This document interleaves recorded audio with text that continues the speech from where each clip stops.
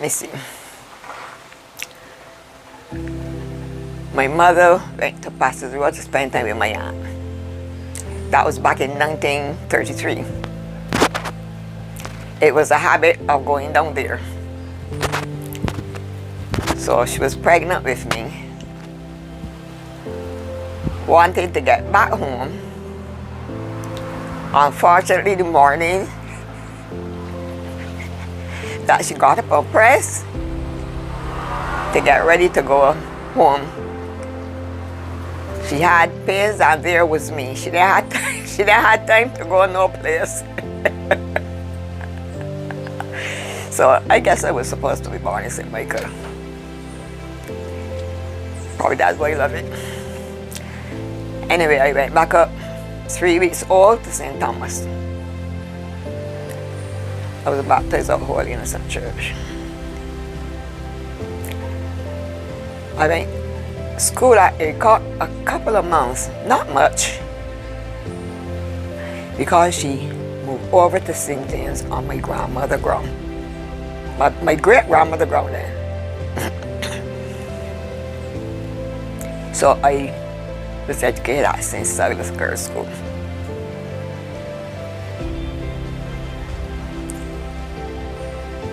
My mother was an agricultural worker.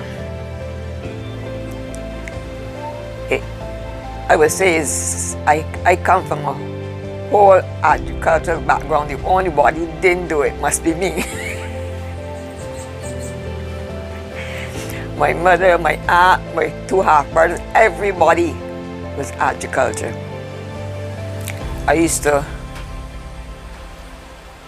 go out and watch my mother take in, run up the truck, run up the ladder, pet them on truck, come back down, over, she would do it.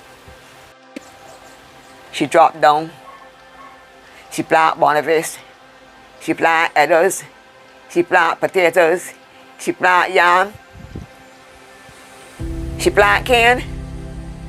When the time up to clean the ground to plant these things, used to bring a big mule cart with two big mules. And they had to clean out, the women had to clean out all the manure of the cattle pen, put in these cars. And the same women had to put them in the down basket, the same basket now that they display with agricultural foundation on the head. And every cane hole had to get one of them, don't care how big this ground is.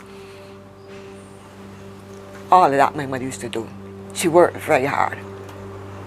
But she couldn't give me clothes like they want, she couldn't give me a lot of things like they want, but she used to feed me. I never went to hungry. She made sure food is always there. When the people went over the Cassava Bridge, I said, God is good. She was supposed to be on that truck that morning. I got ready for school and she was still. I said, man, you aren't going to work. I don't feel like going to work this morning. Because when the crop finished, they used to go to St. Peter, they used to go down Hammond's, they used to go to Cave in St. Lucie, wherever can cut in. The man with that truck would take them on mornings to work.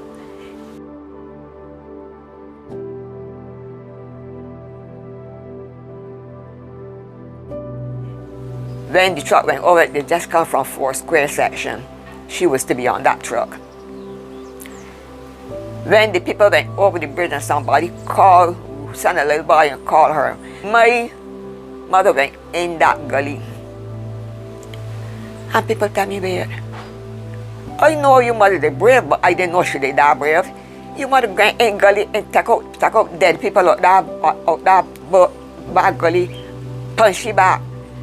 But my mother tell me, by working in the cane ground all around these places, she knew different locations.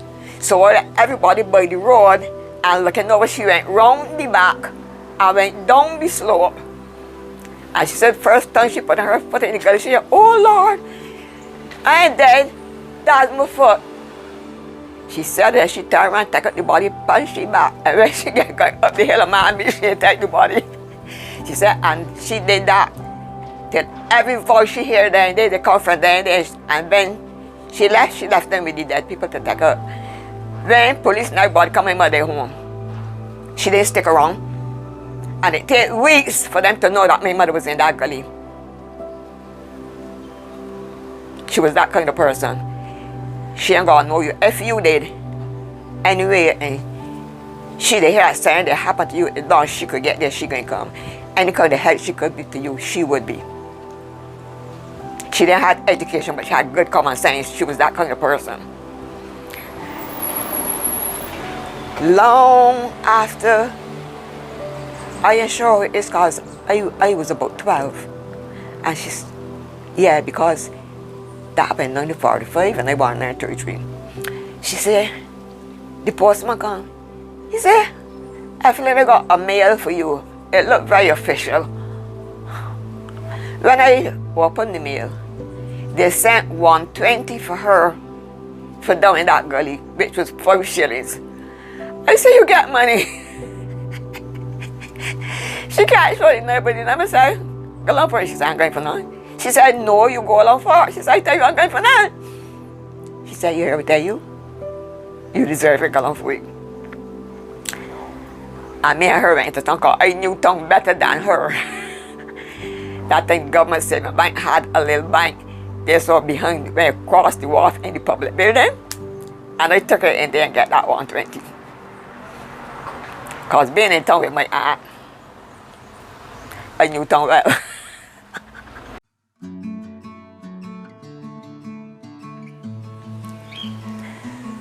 When I went to Westbury Road tour, I was about 16.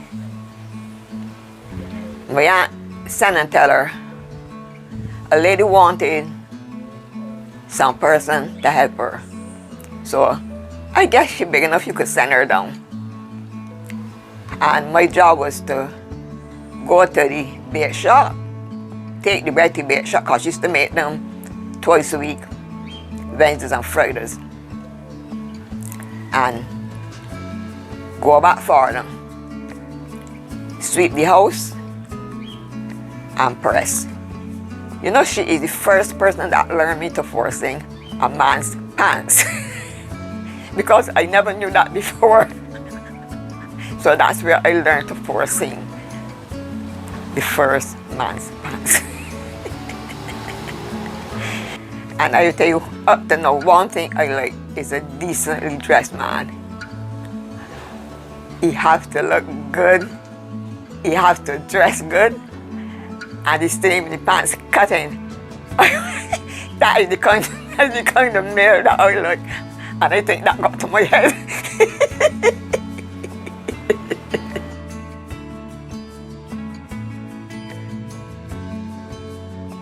When I got older, after I had my first daughter, she was with my mother.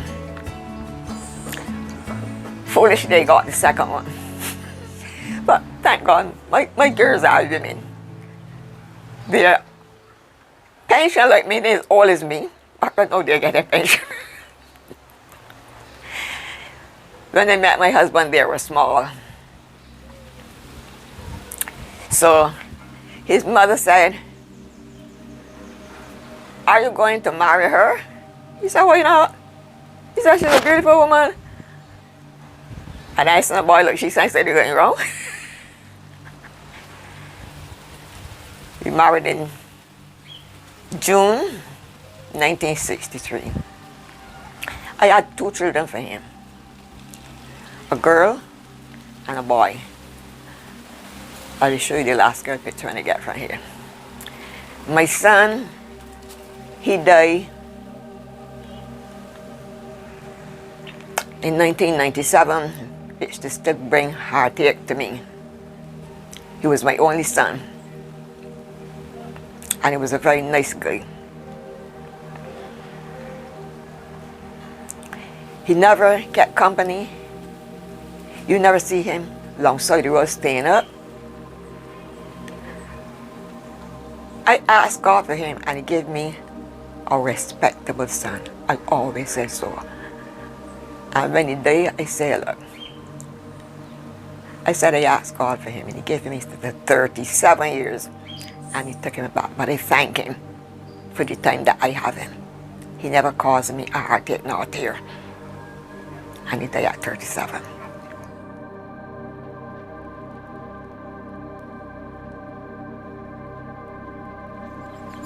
So, my daughters, my son gone, but I have my daughters, they look after me. They always look after me. They don't leave me up. Sometimes somebody rushing in unexpected food. I said, ooh, I gotta cook. She ain't know this body bring food, and then she end up with food. Sometimes I got food for 3 days for the stress, and I gotta cook. So I said, don't do it. Just let me do what I feel like doing. I don't want to tell you. But they're nice to me. I won't tell nobody I love. And one is almost 67, the other one up behind she. And I won't tell you love. I never hear my children cuss nobody yet.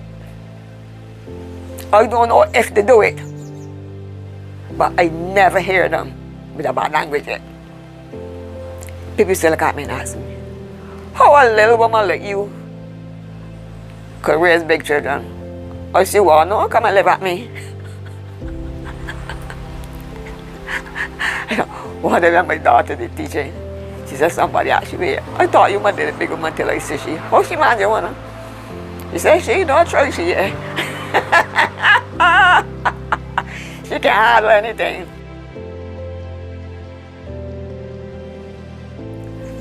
I tell you how we came by this house now. We had about 8 pig pens. Sometimes we had about 32 pigs because when the pig got young, you know, you had enough pigs to deal with. And I had a black pants. And you would see little me in a black pants in the middle of these pigs, cleaning them. He do it at 6 in the morning before he left, and I do it at 12:30 in the day. When the inspector come, Miss Neblett, who are the pigs? I said, the pigs out there. He said, well, I smell nothing. I said, you want to smell pig? Go down there, you know.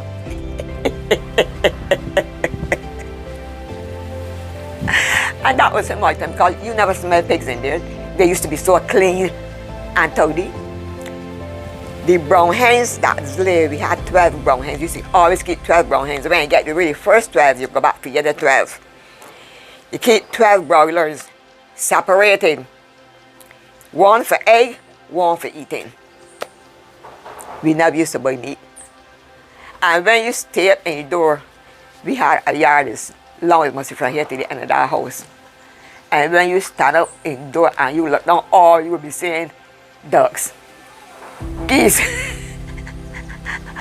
some foolish turkey. I mean, I laugh now. Every step you make, you have to take, because you don't want to step in the down. You know what ducks give.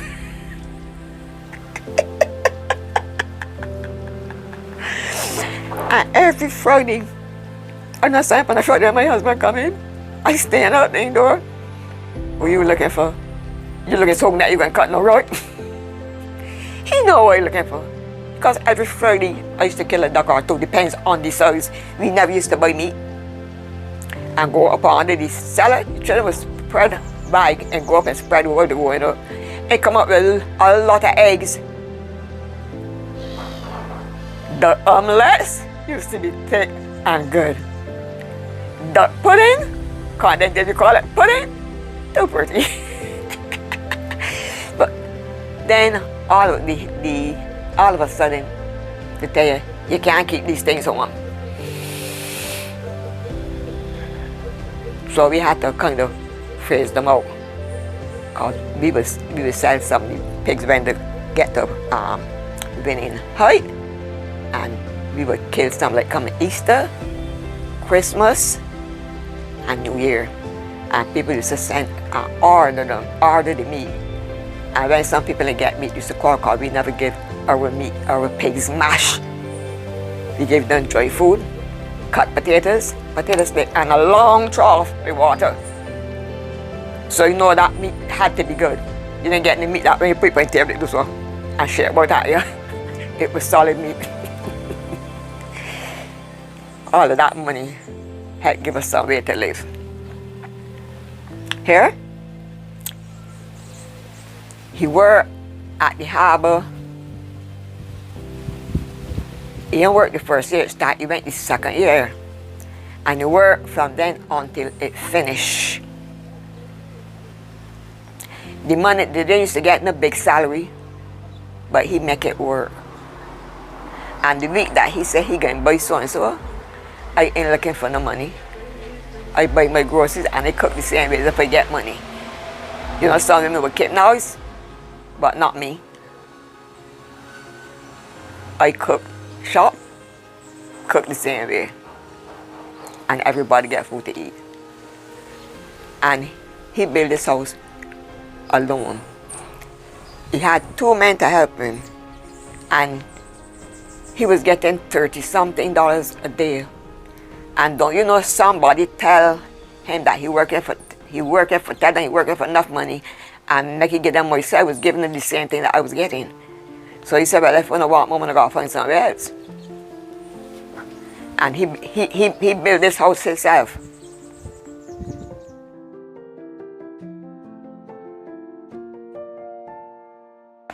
Some time ago at church, they were telling me about, asking me about, talking about, you know, back in the hard times with the war. Those days was something else. When you lie down at night, you can't even let a crack in the house be seen. The police will be around there telling you about the land. If the enemy stay up on the sea and say they're going to bomb you, and little children had to be in darkness, it is not something that is sweet when you really think about it. Every time you hear a plane, you look up in the air. My nub used to say, Leila, Germans coming for me. Every time she hear a plane, you know, it was so scary. Then you couldn't get flour. You couldn't get oil. Along with the rice. I remember I used to leave school on Friday evenings. If I get home by a certain time, I would go to Lancaster. If not, I would have to go on Saturday morning. They give you a paper like $1, the same size of $1, and it cut in about 6 pieces. And you collect it every weekend. A pint of rice, a pint of oil, a pound of flour. You know, after flour come in, how Barbados get flour? And I always wonder, why did they shut down the cassava factory and turn it to a schooling center? That place used to make cassava flour, banana flour, potato flour. That's how we used to survive. Lining up there every Saturday morning or Friday to get that flour. And I mean, when you don't know what's going to happen, you got to live something for the future. And when that closed down, I said they should never have closed down that factory, because it was our lifeline at the time.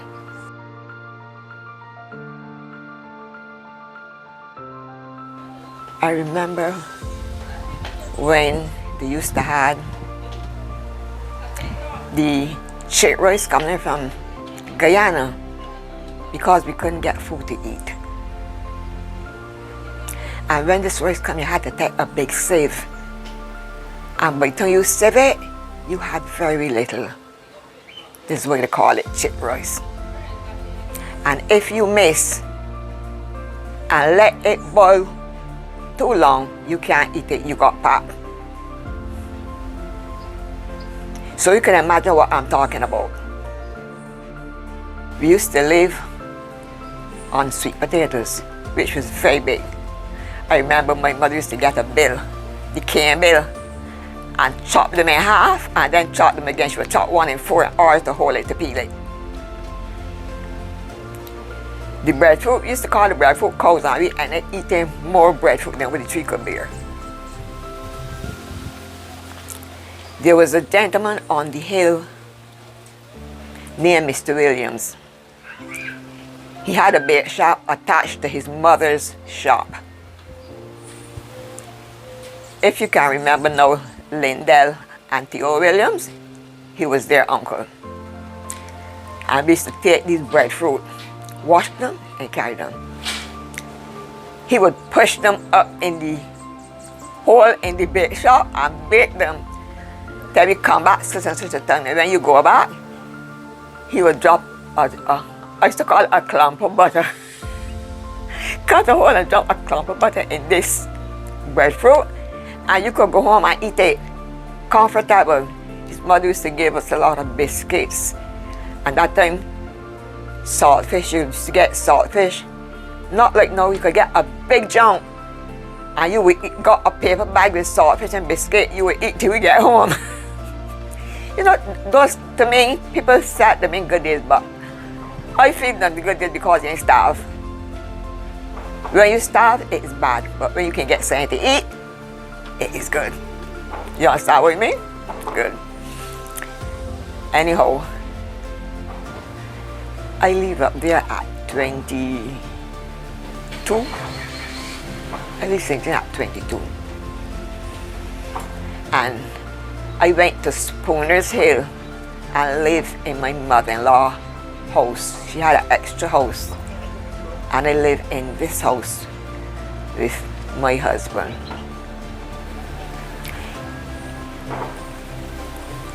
What little we got, money was small. When I work, you believe sometimes I would work and I would get $25 a week doing housework. And the week that he didn't work, that $25 had to serve us. Many days, I cook what I have. I put it on the table and I make sure he didn't know that I didn't eat because he ain't home.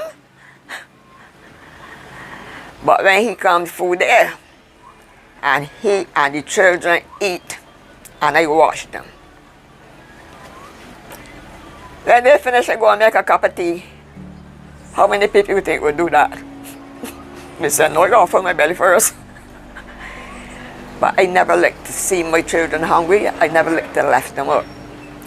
For instance, if he tell me, take this money, go and buy a dress for yourself. I look at him, and that was that.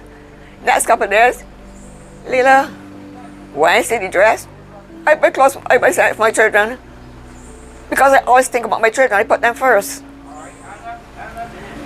I never like putting on my clothes and going out, and my children don't have anything to wear. They have to look good.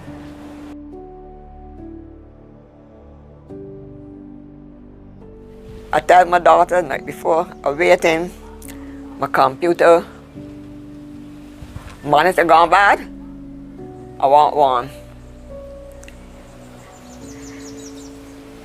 Again, I started, but I finished, and again I learned because I got to learn to do emails and whatnot.